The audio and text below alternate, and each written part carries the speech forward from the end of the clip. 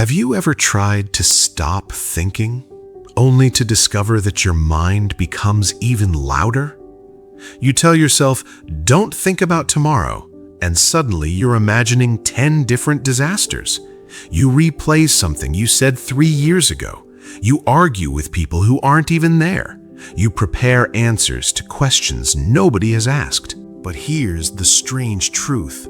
Your problem may not be that your mind thinks too much. Your problem may be that you keep giving your mind the wrong things to think about. And one young man discovered this in the most unexpected place, inside an old watermill.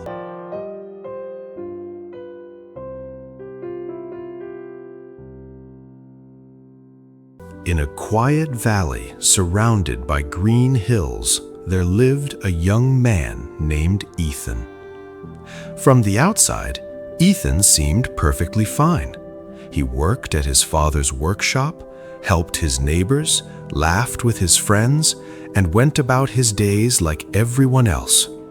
But when night came, something changed. The world became quiet, and his mind became loud. Ethan would lie in bed and remember conversations from years ago. I should have said this. Why did I react that way? What did she really mean? Then his thoughts would move toward the future. What if the workshop fails? What if I make the wrong decision? What if people laugh at me? What if something goes wrong? By morning, Ethan felt exhausted, not because he had worked all night, but because his mind had. One morning, Ethan's mother handed him 2 heavy sacks of grain. "Take these to the old mill," she said, "and stay there for a while. Fresh air might do you some good." So Ethan loaded the sacks onto a cart and followed the river toward the old watermill. The mill belonged to an elderly man named Samuel. His hair was white, his hands were rough, and yet there was something unusual about him. His eyes were calm, not the kind of calm that comes from having an easy life, but the kind that comes from knowing what deserves your attention and what doesn't. Samuel looked at Ethan and smiled. "You carry more than those sacks." Ethan looked confused. "What do you mean?" Samuel simply said, "Sit." So Ethan sat, and after a few minutes, he began talking. He told Samuel about his sleepless nights, the mistakes he couldn't forget, the future he couldn't predict, the opinions of people he couldn't control. Samuel listened without interrupting. When Ethan finally stopped, Samuel stood up. "Come with me." He led Ethan into the heart of the mill. 2 enormous stones were turning against each other. Grain poured between them, and white flour fell into a wooden container below. Samuel reached up and closed the hopper. The grain stopped, but the river continued flowing. The wheel continued turning, and the stones continued grinding. Within moments, the peaceful humming changed into a harsh, unpleasant screech. Ethan stepped backward. Samuel reopened the hopper. Grain flowed between the stones. The screech disappeared. The mill became peaceful again. Samuel turned toward Ethan. "Did the river change?" "No." "Did the wheel change?" "No." "Did the stones change?" Ethan shook his head. "Then what changed?" Ethan looked between the stones. "What was between them?" Samuel smiled. "Exactly." He placed a hand on the wooden frame. "Your mind is like this mill, Ethan. It will keep turning. You cannot stop it simply by shouting at it." Ethan frowned. "But I want to stop overthinking." "No," Samuel replied. You want to stop feeding your mind useless grain." Ethan became silent. Samuel continued, "Give your mind something real to work with, a task, a problem you can solve, a person in front of you, a moment you can actually live." Then he pointed toward the stones. "But leave the mill empty. It will grind itself." Samuel then showed him 3 sacks.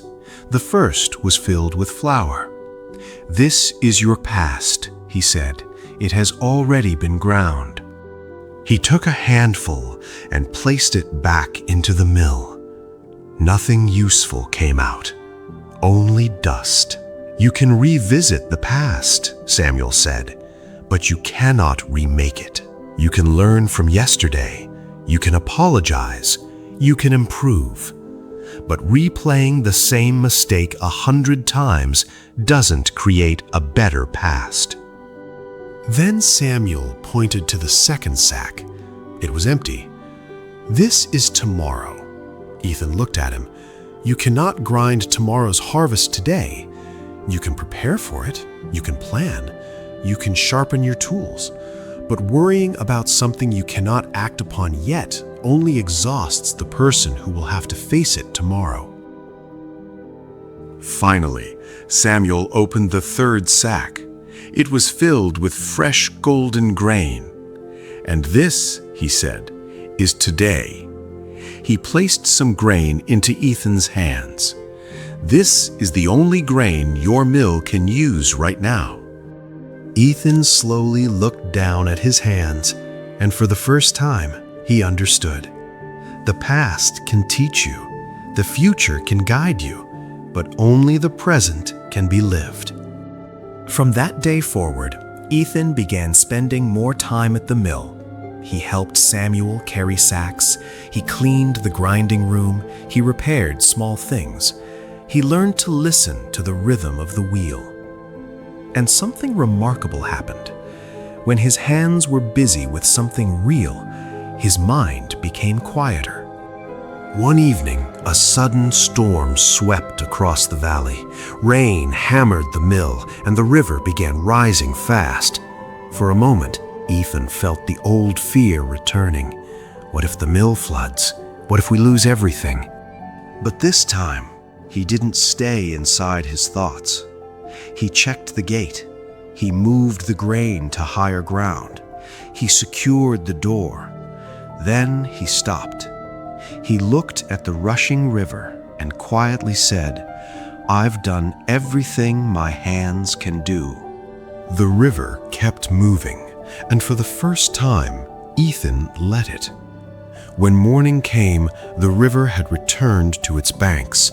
The mill was still standing, and Ethan had learned something far more valuable than how to operate a watermill. He had learned where his responsibility ended. When a thought knocks at your door, don't fight it. Ask yourself, is this grain or is this dust?